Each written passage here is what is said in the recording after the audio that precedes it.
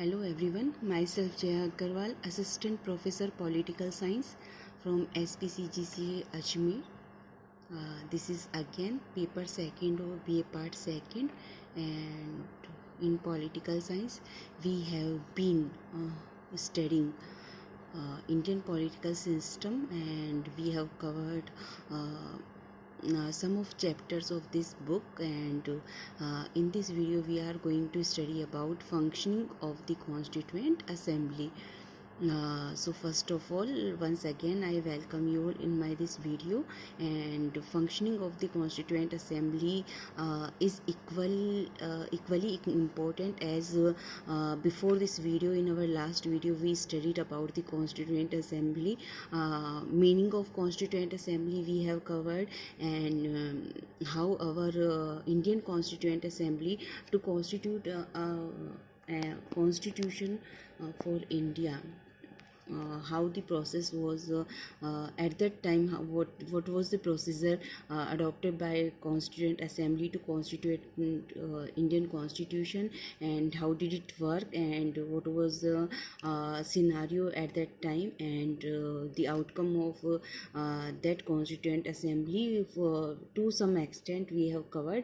And today we are going to study about the functioning of the Constituent Assembly. What was the functioning of the Constituent Assembly? Second thing is how the functions or works were divided among the members of that Constituent Assembly, how they performed their duties, and we will study about the draft constitution, which is a basic and important function of the Constituent Assembly, because our whole constitution is based on that draft constitution, and along with some committees constituted for the smooth working of Constituent Assembly. So in this video we are going to cover all these aspects. So let's start. The first session of the assembly was held on December 9, 1946. This the date is very important, as from the examinations point of view, and from the point of view as for an objective question and answer. So first session of this assembly was held on December 9, 1946. That means this is the date from which our Constituent Assembly started its working. It started doing all these functions, and the Muslim League boycotted the session and demanded a separate Constituent Assembly for Muslims. That's mean if Muslim League has boycotted the session at that time, and the members of Muslim League demanded a separate Constituent Assembly for Muslims. That's mean it is quite clear our mind that elections were held for the Constituent Assembly. Muslim League won 73 seats, and Congress won more than Muslim League's seats when we talk about the seats. And here, if Muslim League boycotts the session, that means the members of Muslim League party didn't attend the functioning, didn't attend the Indian Constituent Assembly, because they demanded a separate Constituent Assembly for Muslims. And Dr. Sachidanand Sinha was appointed as pro tem president of the assembly. Pro tem president, that's mean it is like a temporary system until that time, till you elect your own president of the assembly. So this was a temporary system or arrangement. Therefore, Dr. Sachidanand Sinha was appointed as pro tem president of the assembly, and Dr. Rajendra Prasad was elected as the permanent president on December 11, 1946. Here one thing should be clear in our mind, that if the examiner asks for pro tem president of the Constituent Assembly, the answer would be Dr. Sachidanand Sinha, and if the examiner asks for the permanent president of the Constituent Assembly? The answer will be Dr. Rajendra Prasad. Dr. Sachidanand Sinha was appointed on December 9, 1946, and Dr. Rajendra Prasad were Dr. Rajendra Prasad were appointed on December 11, 1946. Second most important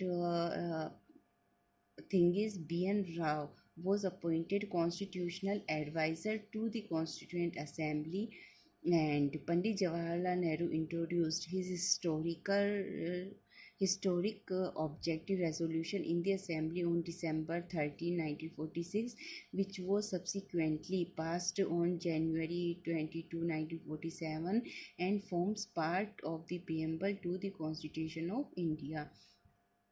So this is the functioning of the Constituent Assembly. First of all, first session of the assembly was held on December 9, 1946. Second one important is pro tem president, that was Dr. Sachidanand Sinha. Third one is permanent president, Dr. Rajendra Prasad, as appointed on December 11, 1946. Next one is who was the constitutional advisor to the Indian Constitution or Constituent Assembly, that was Dr. B.N. Rao.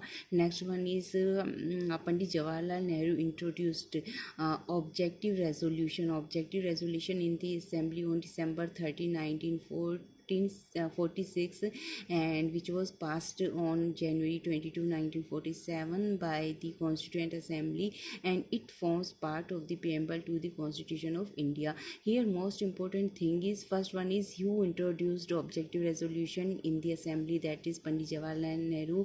What was the date when objective resolution was passed introduced in the assembly was December 13, 1946. But besides this, the most important thing is to understand the meaning of objective resolution. What is this objective resolution?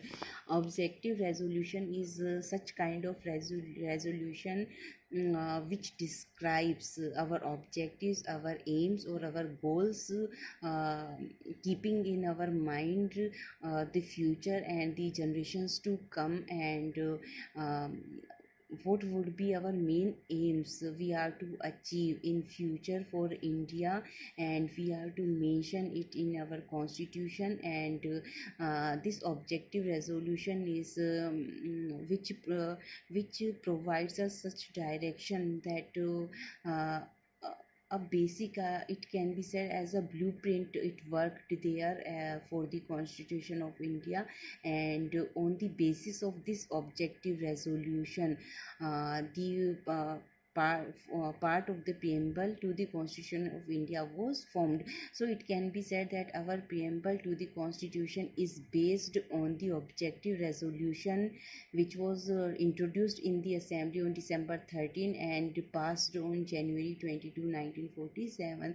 When we talk about functioning of the Constituent Assembly, most important thing is our leaders, what functions did they perform, and second one is dates are most important here, because whole functioning of the Constituent Assembly or whole working of the Constituent Assembly depends on the day-to-day working of in a systematic manner, that in this on this date we are to perform this duty, we have done this, and next one will be our move on this date.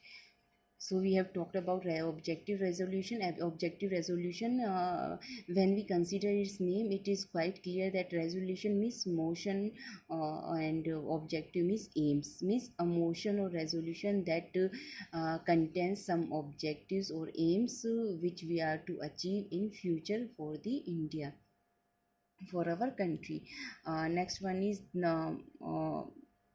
again one most important I can say landmark in the framing of the Constituent Assembly, in the functioning of the Constituent Assembly, that is the draft which was passed by the Assembly on November 26, 1949. So draft constitution was passed by the Assembly on November 26, 1949 with the signatures of 284 members. So let's understand what was the draft constitution. And and it was there was a draft committee. We will talk about it later. So then I will clear the meaning of draft constitution. So let's keep it continue.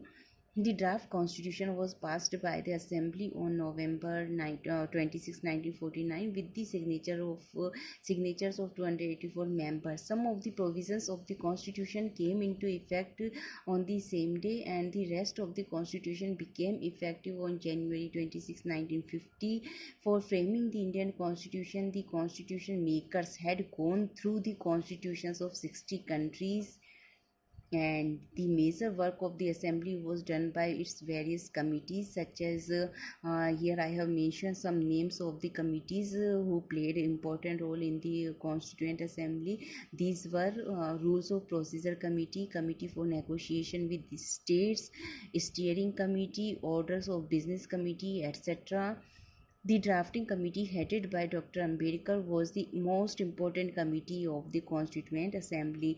The most important committee, or the most important part of the assembly was the drafting committee, which was headed by Dr. B.R. Ambedkar, and some more other members were some more other leaders were the prominent members of this committee. And the drafting committee, as it is quite clear by its name, that it is to draft a constitution to for the discussion in front of the constituent assembly, that we have drafted such constitution, we have included such features which we think that it should be a part of our constitution. Now the whole constituent assembly will discuss each and every point deeply, and